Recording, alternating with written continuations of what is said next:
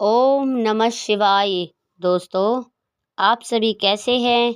आशा करती हूँ कि आप सभी अच्छे होंगे। मैं लेकर आई हूँ भगवान भोलेनाथ के एक परम भक्त भोला की कहानी, जिसे सुनने से आपके सभी दुख दर्द दूर हो जाएंगे और आपकी जो भी मनोकामना है वह जल्द से जल्द भगवान भोलेनाथ पूर्ण करेंगे। तो चलिए हम कथा को सुनाते हैं। और हाँ, कथा को श्रवण करते समय बीच बीच में ओम नमः शिवाय बोलते रहिएगा और कमेंट बॉक्स में भी ओम नमः शिवाय जरूर लिखें। एक समय की बात है, गांव में भोला नाम का एक चरावा अपनी पत्नी निर्मला के साथ रहता था। दिन में वह लोगों की भेड़ बकरियों को चराने के लिए जाता था और शाम को उन्हें गांव के बाहर के बारे में छोड़ देता था और वहीं पर अपनी एक छोटी सी कुटिया में रहता था। सारी रात जंगली जानवरों से बकरियों की रक्षा के लिए वह पहरा देता था। भोला भोलानाथ का परम भक्त था। वह हर समय ओम नमः शिवाय का जप करता रहता था। इस बात से गांव वाले बड़े संकोच में रहते थे। एक दिन भोला ओम नमः शिवाय का जाप करते हुए बाड़े की ओर जा रहा था। तभी उसे एक पंडित जी ने रोक लिया।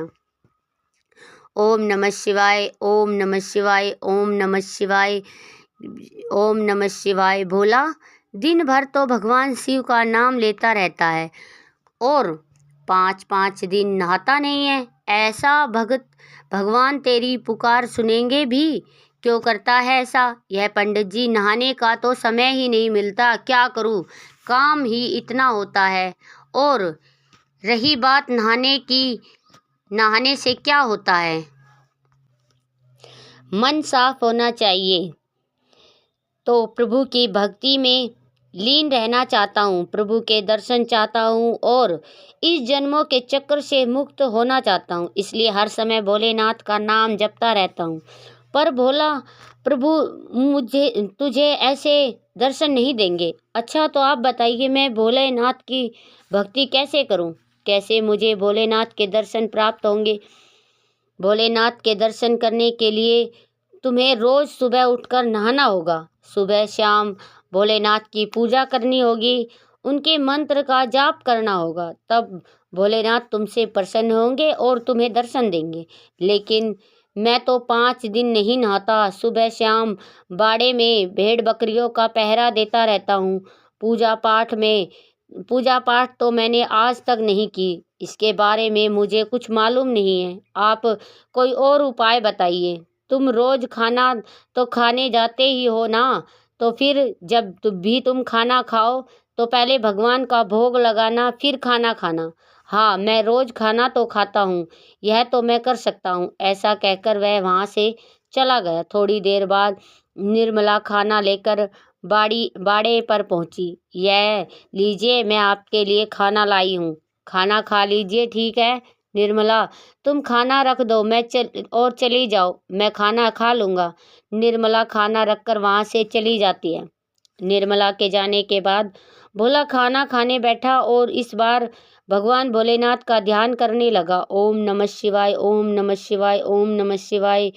भोले बाबा भोग लगाइए, आपके बाद मैं खाना खाऊंगा। भोला अति भोला था, उसे लगा कि भगवान भोलेनाथ स्वयं भोग लगाने आएंगे। वह हाथ जोड़े बैठा रहा, लेकिन खाना तो वैसे की वैसा रखा रहा। उसने कई बार भोले बाबा को आवाज़ दी कि वह भोग लगाए, लेकिन कोई नहीं आया। ऐसे ही दोपहर में शाम हो गई। भोला भूखे पेट शाम तक भोलेनाथ का इंतजार कर रहा था, लेकिन अब भोला को गुस्सा आ गया। अच्छा, तो आप मुझ गरीब के घर खाना खाना नहीं चाहते, ठीक है भोलेनाथ, अब मैं भी नहीं खाऊंगा। भोला गुस्से से सारा खाना नदी के किनारे रख आया। शाम को उसकी पत्नी फिर से खाना लेकर आई। यह लीजिए, मैं खाना लाई हूँ आपके लिए। हाँ हाँ, यहीं रख दो, ठीक है। सुबह का खाना कैसा बना था मैं क्या जानूँ क्या? और यह बर्तन कहाँ रख दिए, दिख नहीं रहे हैं। खाली बर्तन दे दीजिए, मैं चली जाती हूँ। कोई नहीं, मैं खाली बर्तन खुद ले आऊँगा, तुम जाओ। अभी निर्मला वापस से खाना रखकर वहाँ से चली जाती है। निर्मला के जाने के बाद भोला फिर से भोले बाबा को याद करने लगा और भोग लगाने को कहने लगा। भोलेनाथ आइए और भोग लगाइए, यह बोलकर वो भोलेनाथ के इंतजार में बैठ गया। काफ़ी इंतजार करने के बाद इस बार भोले बाबा नहीं आए। शायद भोलेनाथ मुझसे नाराज है, इसलिए भोग लगाने नहीं आ रहे हैं। पंडित जी ने कहा था, जब तक भोग न लगाओ खाना मत खाना। ठीक है, अब मैं भी देखता हूँ कि भोलेनाथ मुझसे कब तक नाराज रहते। यह सोचकर उसने भी वह खाना नदी के किनारे रख दिया। अब भोला रोज ऐसे ही भूखा रहता। निर्मला रोज उसके लिए खाना लाती। वो शिवजी को भोग लगाने को बुलाता और कोई नहीं आता तो वह सारा खाना नदी के किनारे रखाता। ऐसे ही एक हफ्ता बीत गया। खाना न खाने की वजह से भोला की हालत बिगड़ने लगी। उसका शरीर कमजोर होने लगा। निर्मला को भोला की इस हालत का कारण पता नहीं चल पा रहा था। आखिर एक दिन निर्मला ने भोला से पूछ ही लिया, आपको क्या हुआ है जी?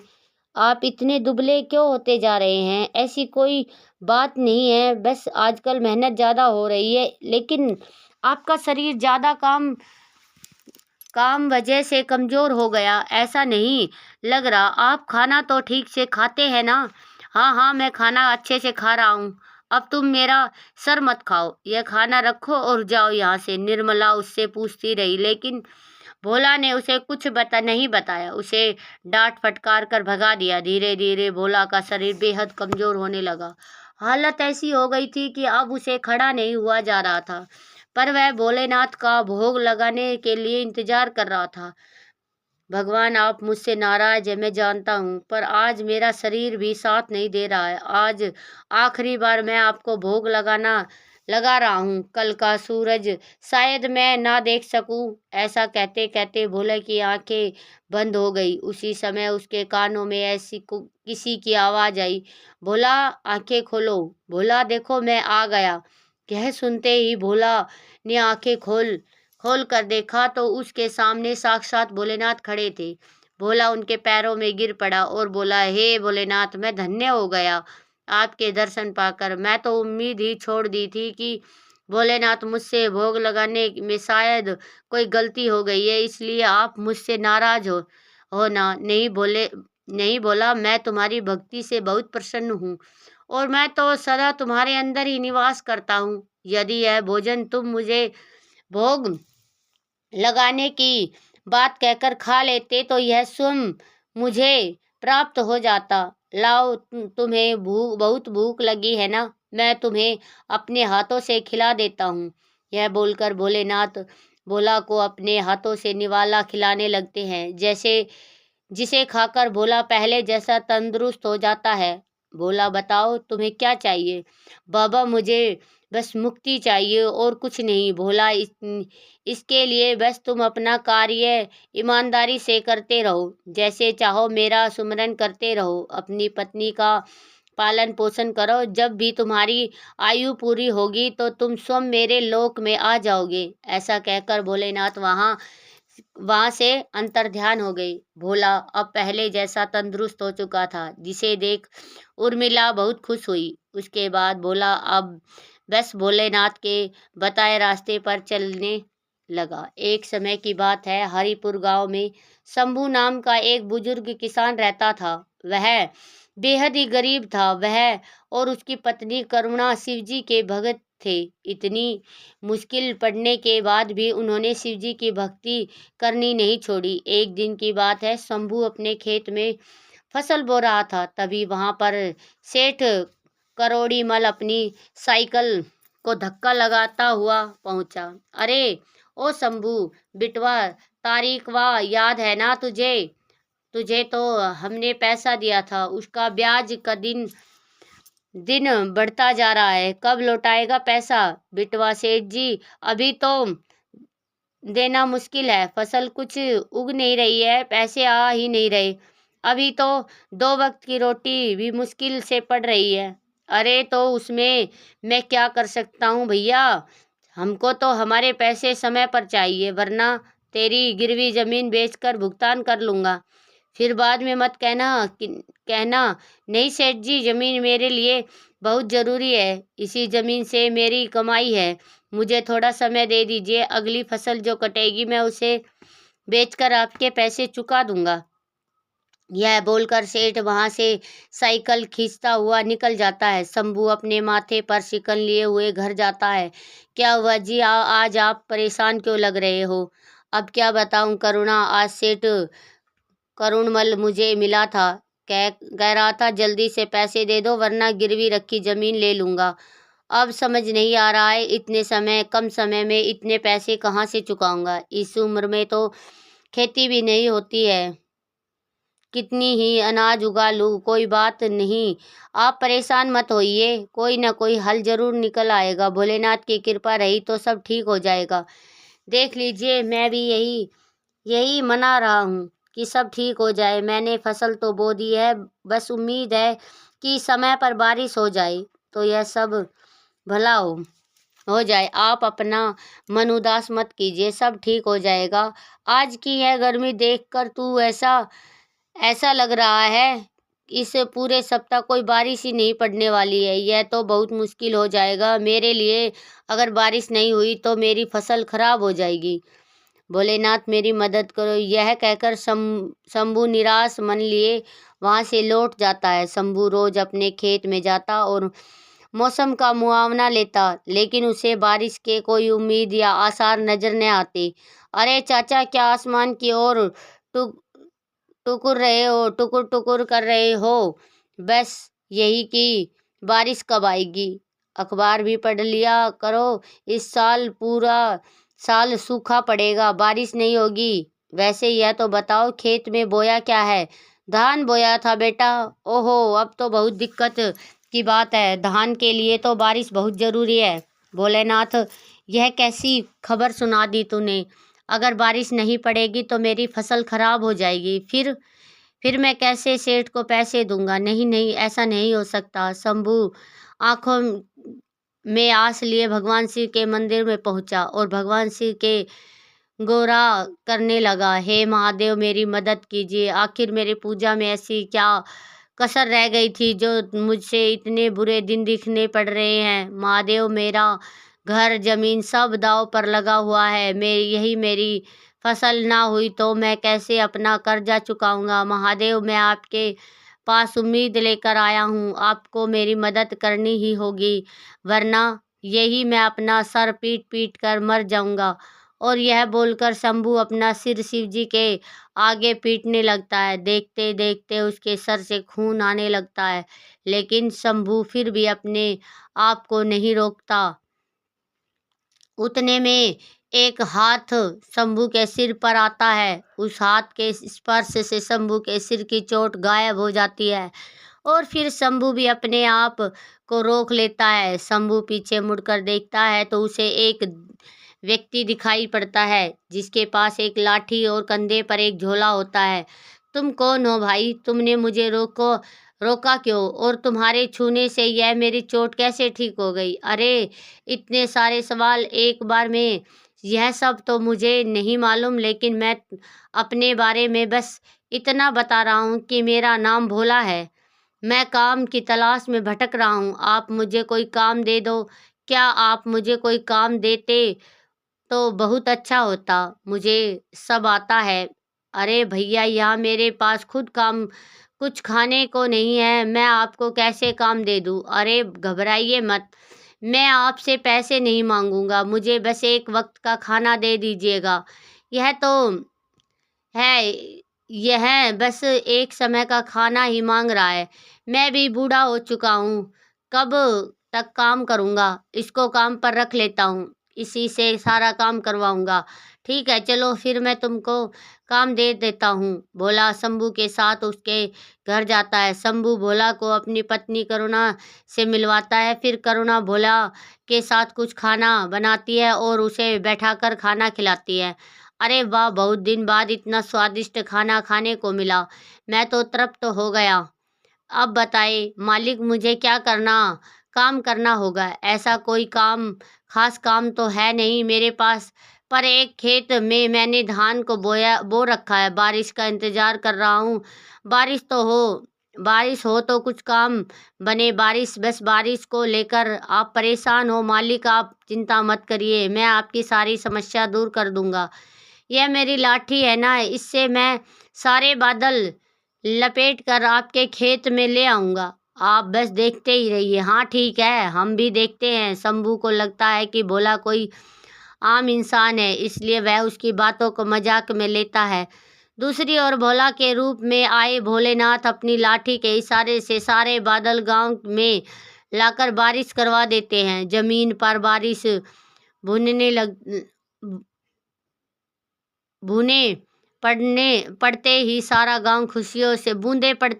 गांव खुशियों से झूम उठता है और बारिश होते देख शंभू भी बहुत खुश हो जाता है। करुणा, देखो बारिश आ रही है, अब हमारी फसल खराब नहीं होगी।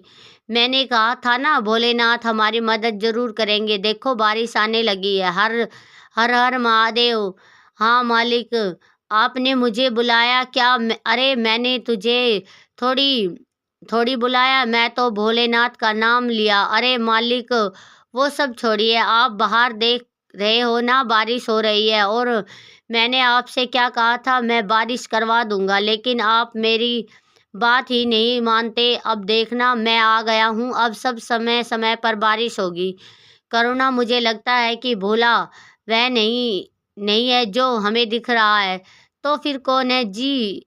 वो भी यह हमारी सोच से परे है। इसके बाद शिवजी के रूप में शंभू और करुणा की देखभाल करने लगे। उनके होने के से समय समय पर बारिश होने लगी। कुछ दिनों में ही शंभू की फसल लहराने लगी। देखते ही देखते फसल की कटाई का समय आ गया। भोला धान काट कर घर ले जाता है। शंभू देखता है कि भोला सिर्फ ऊपर की फसल काट कर लाया है, धान का निचला भाग यानी पौधा नहीं लाया है। अरे भोला, यह तो सिर्फ धान है, नीचे का पौधा कहाँ है?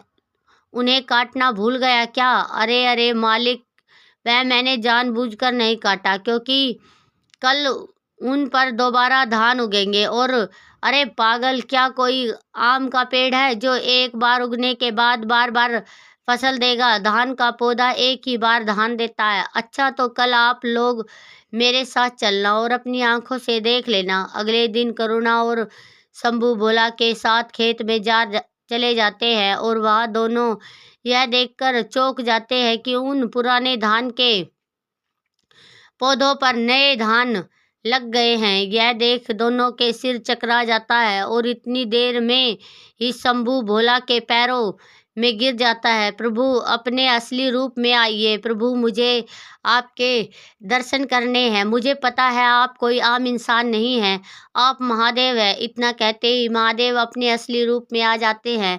महादेव को अपने सामने देख शंभू और करुणा नतमस्तक हो जाते हैं। मुझे शक था कि भोला कोई आम इंसान नहीं था। भगवान, आपने हमें दर्शन देकर हमारा जीवन धन्य कर दिया। उठो शंभू, मैं यहाँ तुम्हारी मदद करने आया था। मैं तुम्हारी भक्ति से अत्यंत प्रसन्न हूँ। आज के बाद तुम्हें अपना पेट काट कर मेरी भक्ति करने की जरूरत नहीं है। मेरा आशीर्वाद तुम्हारे साथ रहेगा। तुम इस खेत में जो भी उगाओगे वह तुम्हें लाभ देगा, और जब भी तुम्हें कोई परेशानी हो तो मुझे याद कर लेना, मैं तुम्हारा भोला बनकर आ जाऊंगा। यह बोलकर शिवजी अदृश्य हो गए। शिवजी के आशीर्वाद से इस बार शंभू की फसल बहुत अच्छी हुई, जिससे उसने अपना सारा कर्जा चुका दिया। अब शंभू और करुणा के दिन सुधर गए। उनको अब किसी चीज़ की कमी नहीं होती। उसका बाकी जीवन आराम से गुजरने लगा। तो दोस्तों, आपको यह वीडियो कैसी लगी? अगर आपको अच्छी लगी हो तो कमेंट बॉक्स में हर हर महादेव ज़रूर लिखें। फिर मिलते हैं एक नई वीडियो के साथ। तब तक के लिए हर हर महादेव। जय शिव शंकर।